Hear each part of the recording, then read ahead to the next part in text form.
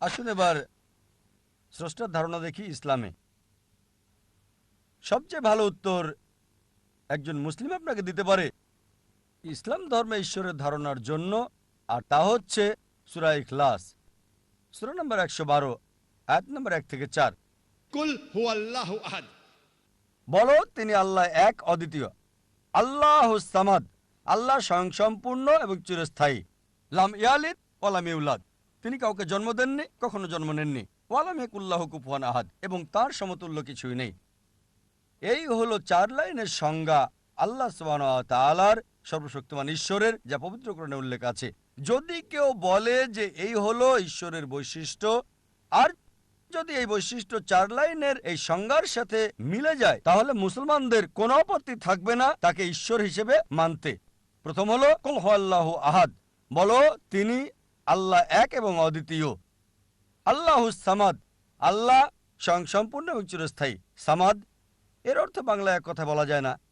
এর অর্থ হচ্ছে কারো মুখাপেক্ষী নয়, চিরস্থায়ী, অবিনশ্বর, সবকিছু তার উপর নির্ভরশীল। তিনি কোনো কিছুর উপর কখনো নির্ভরশীল নন। এটি ব্যাপক অর্থ বহন করে। লাম ইয়ালিদ ওয়ালাম ইউলাদ, তিনি কাউকে জন্ম দেননি, কখনো জন্ম নেননি। ওয়ালাম ইয়াকুল্লাহু কুফুয়ান আহাদ, এবং তার সমতুল্য কোনো কিছুই নাই। সূরা ইখলাস হলো ধর্মতত্ত্বের কোষ্ঠী পাথর। থিওলজি এসেছে গ্রিক শব্দ থিও থেকে, যার অর্থ ঈশ্বর, আর লজি অর্থ জানা। থিওলজি অর্থ ঈশ্বরকে জানা।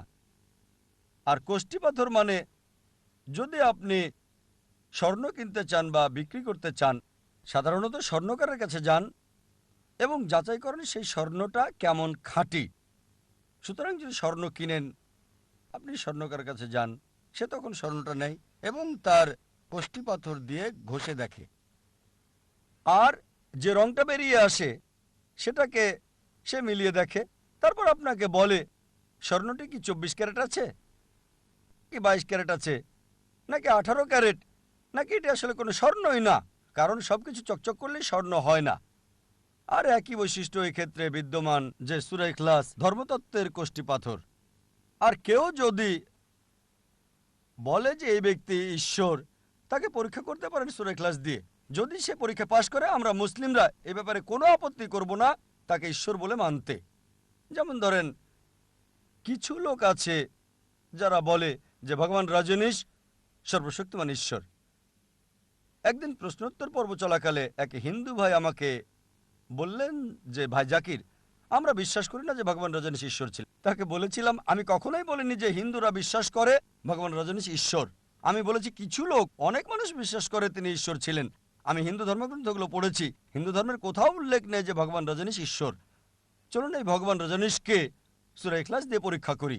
প্রথম হলো কুল হুয়াল্লাহু আহাদ, বলো তিনি আল্লাহ এক এবং অদ্বিতীয়। রজনীশ কি এক এবং অদ্বিতীয় ছিল?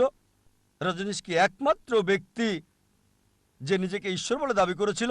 অনেকেই আছে, শত শত, এবং আমাদের এই দেশে ইন্ডিয়াতে হাজার হাজার মানুষ নিজেকে ঈশ্বর বলে দাবি করেছিল। কিন্তু রজনীশের ভক্তরা হয়তো বলবে না তিনি একক। আচ্ছা, পরবর্তী পরীক্ষা দেখি। আল্লাহুস সামাদ, আল্লাহ স্বয়ংসম্পূর্ণ এবং চিরস্থায়ী। রজনীশ কি স্বয়ংসম্পূর্ণ এবং চিরস্থায়ী ছিল? যখন আপনি তার আত্মজীবনী পড়বেন, এটা ভগবান রজনীশের আত্মজীবনীতে উল্লেখ আছে যে সে ভুগছিল ডায়াবেটিস মেলাইটিস, হাঁপানি রোগ আর পিঠের ব্যথায়। চিন্তা করেন, সর্বশক্তিমান ঈশ্বর ভোগেন ডায়াবেটিস মেলাইটিস, অ্যাজমা, পিঠের ব্যথায়।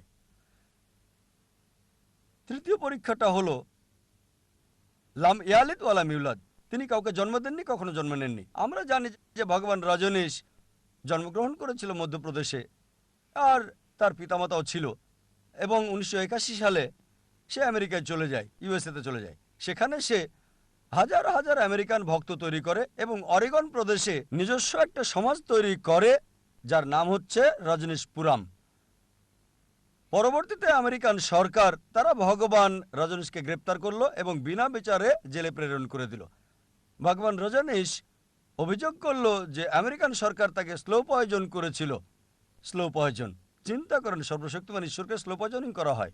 আবার 1985 সালে আমেরিকান সরকার ভগবান রজনীশকে সে দেশ থেকে বের করে দেয়, আর পুনরায় ফিরে আসে ইন্ডিয়াতে এবং মহারাষ্ট্রের পুনে শহরে বসবাস শুরু করে, যে রাজ্য থেকে আমি এসেছি। তারপরে পুরাতন আবাসস্থলে ফিরে গিয়ে সেটার নামকরণ করে ওশো কমিউন। আপনারা যদি ওশো কমিউনে যান, আমি সেখানে অনেকবার গিয়েছি, দেখবেন যে তার সমাধিতে লেখা আছে ভগবান রজনীশ ওশো। কখনো জন্মাননি, কখনো মরেননি, কিন্তু পৃথিবী ভ্রমণ করেছেন 11 ডিসেম্বর 1931 থেকে 19 জানুয়ারি 1990 পর্যন্ত। কখনো জন্মাননি, কখনো মরেননি, কিন্তু পৃথিবী ভ্রমণ করেছিলেন 11 ডিসেম্বর 1931 থেকে 19 জানুয়ারি 1990 পর্যন্ত। তার সমাধিতে তারা এই কথা লিখতে ভুলে গেছে যে পৃথিবীর প্রায় 21টি দেশে ভগবান রজনীশকে ভিসা দেওয়া হয়নি। চিন্তা করেন, সর্বশক্তিমান ঈশ্বর পৃথিবীতে নেমে এসেছেন, আর এই পৃথিবীতে ভ্রমণ করতে চান, ভিসা লাগে তার। পৃথিবীর 21টিরও বেশি দেশে তাকে ভিসা দেওয়া হয়নি। গ্রিসের আর্কবিশপ বলেছিলেন, যদি রজনীশকে তোমরা এ দেশ থেকে বের করে না দাও, আমরা তার ঘরবাড়ি পুড়িয়ে দেব, তার অনুসারীদের ঘর পোড়াবো। আর শেষ পরীক্ষাটা হচ্ছে ওয়ালাম ইয়াকুল্লাহু কুফুয়ান আহাদ, এবং তার সমতুল্য কিছু নেই। এটা কেবলমাত্র সত্য ঈশ্বরের দ্বারাই সম্ভব এই পরীক্ষায় পাশ করা। যখনই আপনি ঈশ্বরকে পৃথিবীর কোনো কিছুর সাথে তুলনা করতে পারেন, তিনি আর ঈশ্বর নন। ওয়ালাম ইয়াকুল্লাহু কুফুয়ান আহাদ। এবং আমরা জানি রজনীশ ছিল আমাদের মতোই মানুষ। তার দুটো চোখ ছিল, একটা নাক, দুটো হাত, সাদা দাড়ি, সাদা ধুতি পরত সে। যখনই আপনি পৃথিবীর কোনো কিছুর সাথে ঈশ্বরকে তুলনা করতে পারেন, তিনি আর ঈশ্বর নন। ওয়ালাম ইয়াকুল্লাহু কুফুয়ান আহাদ, কোনো কিছুই তার মতো নয়। ধরেন, কেউ যদি বলে সর্বশক্তিমান ঈশ্বর আর্নল্ড সোয়ার্জনিগারের চেয়ে 1000 গুণ শক্তিশালী। আপনারা হয়তো সোয়ার্জনিগারের নামটা শুনেছেন, যাকে উপাধি দেওয়া হয়েছিল মিস্টার ওয়ার্ল্ড, পৃথিবীর সবচেয়ে শক্তিশালী মানুষ, মিস্টার ইউনিভার্স, বিশ্বের সবচেয়ে শক্তিশালী মানুষ। যদি কেউ বলে সর্বশক্তিমান ঈশ্বর আর্নল্ড সোয়ার্জনিগারের চেয়ে 1000 গুণ বেশি শক্তিশালী, যখনই আপনি ঈশ্বরকে কারোর সাথে তুলনা করতে পারেন, হোক সেটা আর্নল্ড সোয়ার্জনিগার, হোক সেটা দারা সিং অথবা কিংকং, হোক 1000 গুণ বা মিলিয়ন গুণ বেশি শক্তিশালী, যখনই আপনি তুলনা করতে পারলেন কোনো কিছুর সাথে, তিনি আর ঈশ্বর নন। ওয়ালাম ইয়াকুল্লাহু কুফুয়ান আহাদ, কিছুই তার মতো নয়। এই 4 লাইনের সংজ্ঞা যা উল্লেখ আছে পবিত্র কোরআনে, সূরা ইখলাস, সূরা নম্বর 112, আয়াত নম্বর 1 থেকে 4।